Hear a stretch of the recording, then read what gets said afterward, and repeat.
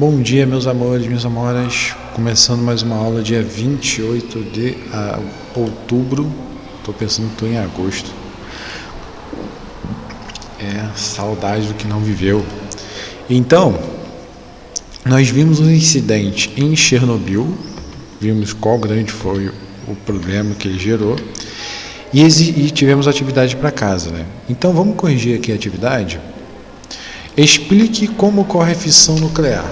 Então, fissão nuclear é a quebra de um átomo. Então, átomo instável é atingido por nêutron e se divide, liberando energia. Quais são as condições para ocorrer fissão nuclear? Basicamente, as condições é ter o átomo estável, né?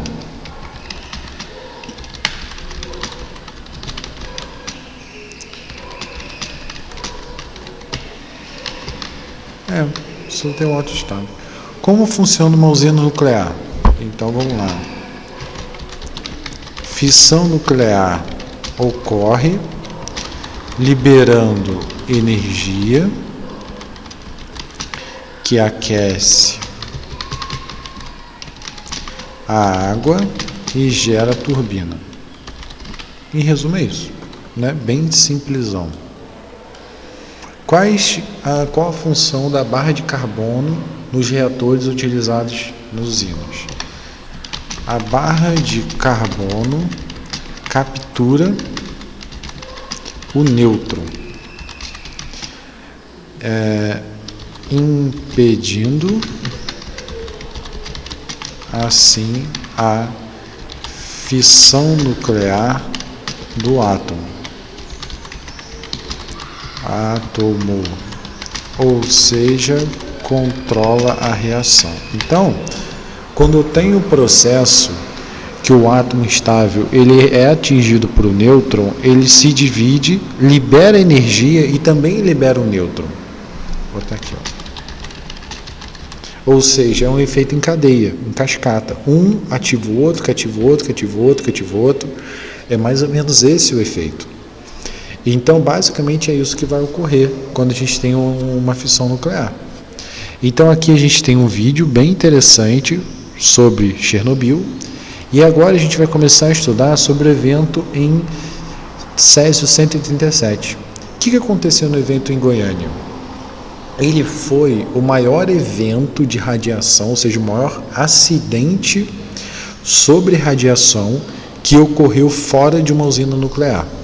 Tudo bem? Não tiveram tantas mortes, acho que até o número de mortes foi pouco, mas assim, o estrago foi grande.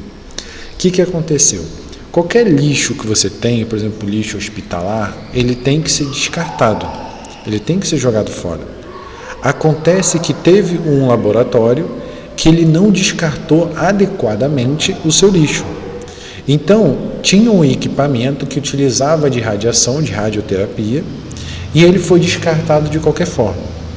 Então, o que aconteceu? O lixeiro, o catador de lixo, ele foi lá, né, o sucateiro, no caso, olhou aquele equipamento, viu que tinha ali metal e tudo mais, achou que fosse interessante e levou para casa. Desmanchou, viu que ali tinha um pó luminoso, né?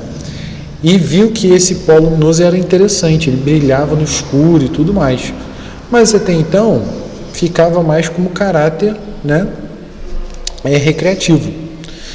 Só que o grande problema é que o césio ele tem um tempo de vida útil aí de 33 anos, ou seja, até ele parar de emitir radiação demora-se 33 anos. Então o cara pegou um equipamento, esse equipamento estava emitindo um pó luminoso que brilhava no escuro. Ele achou aquilo interessante, mostrou para a família, mostrou para o vizinho, mostrou para não sei quem. Levou esse pó para outra cidade, sabe? Foi para cá e para lá, foi de ônibus, viajou de ônibus. Ou seja, o grande problema não foi tipo o lance da radiação, o lance é que ele se espalhou muito rápido. Então, conforme o cara estava mexendo ali o pó, né? A gente tem até as fotinhos aqui, do catador. Aqui, no caso, ele pegou esse lixo radioativo ele literalmente circulou pela cidade, aí depois de um tempo, 2 dias, ele começou a se sentir mal, né? Começou a ter os efeitos da radiação, achou que fosse isso e levou para o laboratório. Só que nesse processo de levar para o laboratório, ele não vai de carro, ele vai de ônibus. Então imagina só, o cara já estava andando, andou para um lado, mexeu na casa inteira, foi para o trabalho, foi no vizinho, foi no parente, foi não sei o que, tal. Cara, essa radiação foi se espalhando. E é aí que deu a merda. Então, o grande incidente que teve no Césio 137 foi exatamente esse. Ou seja, ele se espalhou porque o cara não tinha conhecimento, né? Não tinha informação sobre essa radiação, não sabia que era perigoso, andou para cima e para baixo com ela. Nesse processo que andou para cima e para baixo, cara, acabou passando para ele, né? E aí acabou contaminando o local. E aí quais foram as medidas preventivas? Basicamente, o Estado interviu, viu que estava tendo ali que ia ter uma merda, ele alugou, nem que alugou, ele pegou um estádio de futebol, chamou todo mundo que tivesse qualquer tipo de doença, sintoma, para poder tratar, né? O que acontece? Existe um medicamento chamado de um modelo de iodo. O iodo ele tem uma capacidade de absorver a radiação. Então, por exemplo, se tiver um lugar onde tem radiação, tiver um lugar onde tem iodo, a radiação vai tentar concentrar nele.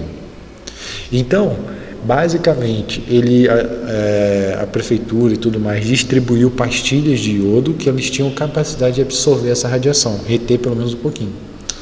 Né? E aí dá uma controlada nessa radiação. Tudo bem? Então, em resumo, é isso que a gente teve, certo? Com o lance de Goiânia.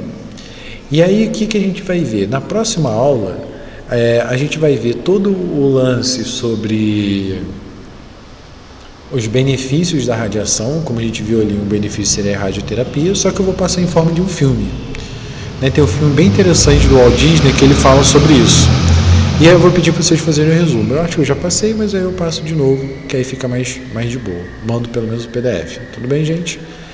Então, a gente termina por aqui e continuamos na próxima aula. Até mais. Falou!